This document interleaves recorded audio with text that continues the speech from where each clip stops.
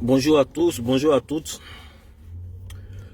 Euh, Vous savez bien que j'ai pas l'habitude des vidéos sur les réseaux sociaux.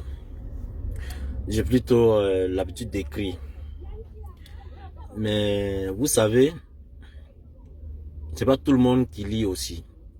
Et surtout à ceux à qui je vais m'adresser, ils ne lisent pas toujours les choses. Je vais m'adresser à nos frères maliens.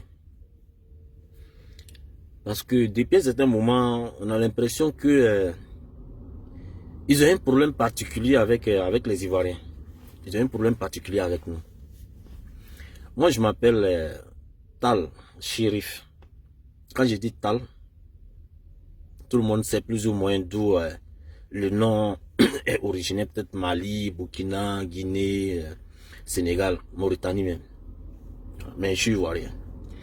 Et je suis bien placé de parler à mes frères maliens. Parce que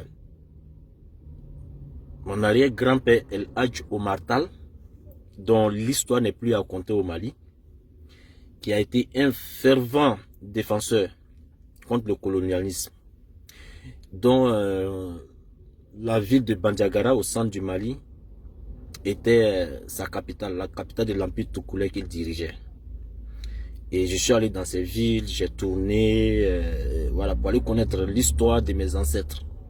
Je l'ai fait au moment où il n'y avait pas de guerre au Mali, où il n'y avait pas de problème entre Dongon, Peul, dans la zone de Bankas, Bandiagara et tout ça. Donc, je suis bien placé pour parler à mes frères maliens.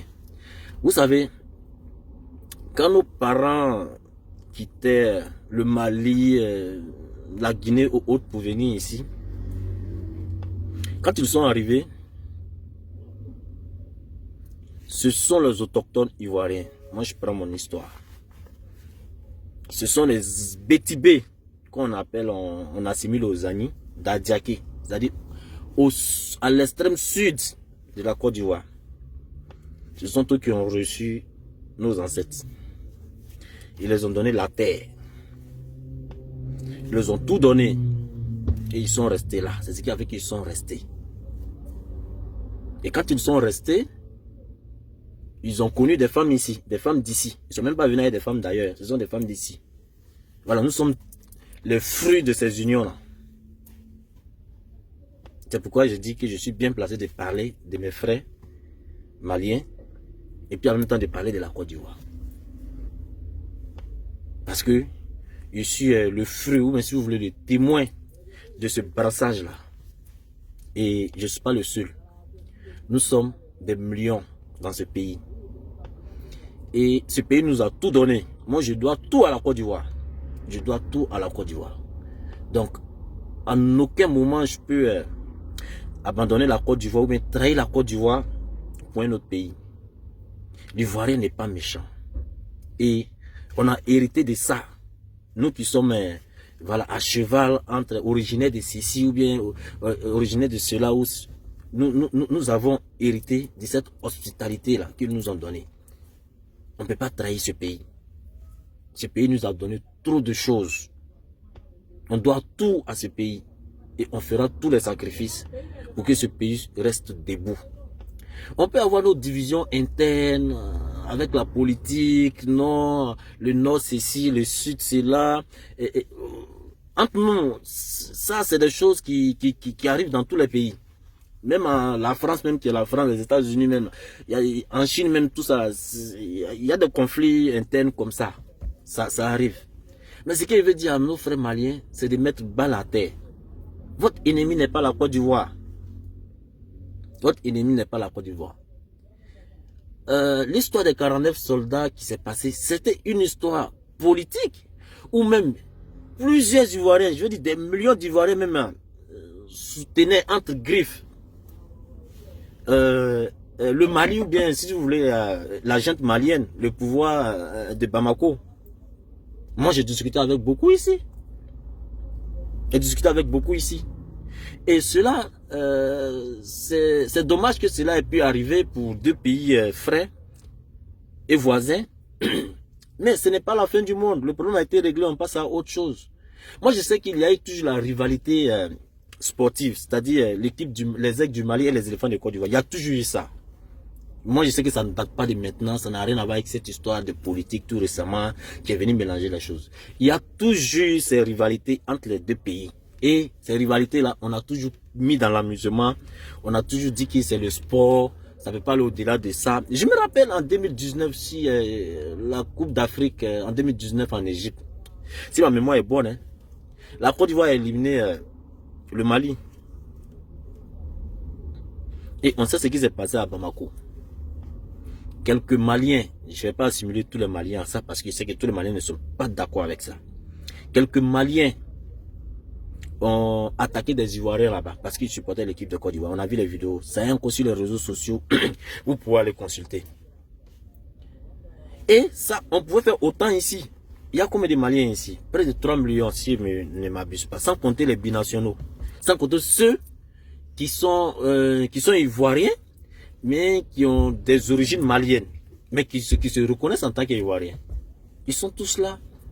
On n'a pas touché à un seul cheveu d'un Malien. Un seul cheveu d'un Malien.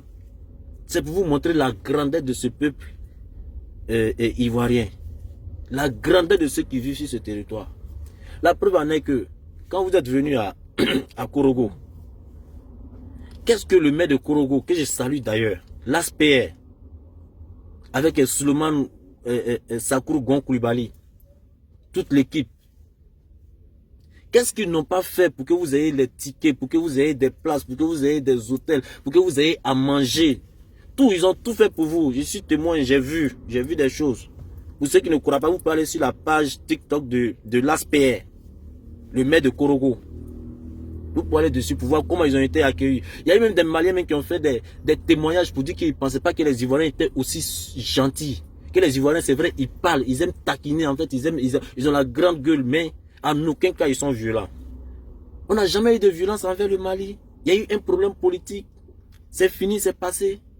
Passons à autre chose. On est obligé de vivre ensemble. Cette frontière-là, on ne pourra pas diviser ça, couper ça en deux pour dire que c'est comme un gâteau. Une partie, on va prendre pour aller avec ça en Afrique australe ou bien en Afrique du Nord. Et puis Côte d'Ivoire, on va prendre Côte d'Ivoire pour aller. On est condamné à vivre ensemble. Les Maliens viendront toujours en Côte d'Ivoire pour chercher de quoi avoir, pouvoir nourrir les familles. Et d'autres Ivoiriens aussi vont partir aussi au Mali pour aller travailler là-bas pour avoir de quoi nourrir les familles. Savez-vous, il y a combien de Maliens ici qui travaillent, qui s'en sortent, qui n'ont jamais eu de problème avec les Ivoiriens? Même demander les pièces d'identité pour dire non, toi tu es malien, il faut faire ceci. On ne fait même pas ça. Tout ça pour dire que nous sommes tous des frères. Il y a la CAN ici. On organise la CAN. On a même dit la CAN de l'hospitalité. Et nous-mêmes, moi-même, je critique Ado même jusqu'à en dépasser même. Je les critique. Jusqu'à en dépasser. Mais pour cette CAN, on dit, on met tout de côté et tout ça pour qu'on passe à l'intérêt supérieur de la nation et à l'intérêt aussi de l'Afrique. Pour montrer une belle image de cette Afrique-là. Pour montrer une belle image des frères et sœurs de l'Afrique de l'Ouest. Parce que, pour moi, hein, c'est pas la Côte d'Ivoire seulement qui organise cette CAN. Hein, c'est de l'Afrique de l'Ouest qui reçoit toute l'Afrique, tout le monde entier. Et c'est l'objectif visé. Et aujourd'hui, alhamdoulilah, le monde entier parle de cette Coupe d'Afrique-là.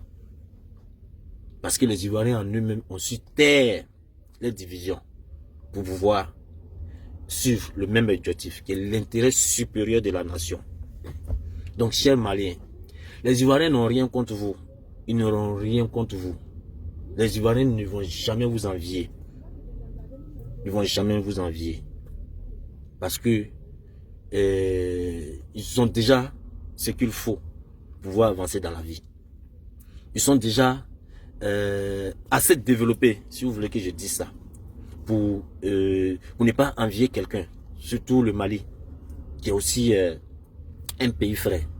Donc j'aimerais que nos frères maliens mettez bas à terre. C'est vrai, il y a aussi souvent quelques Ivoiriens qui vont faire des vidéos pour insulter les gens, pour dire ceci, pour dire...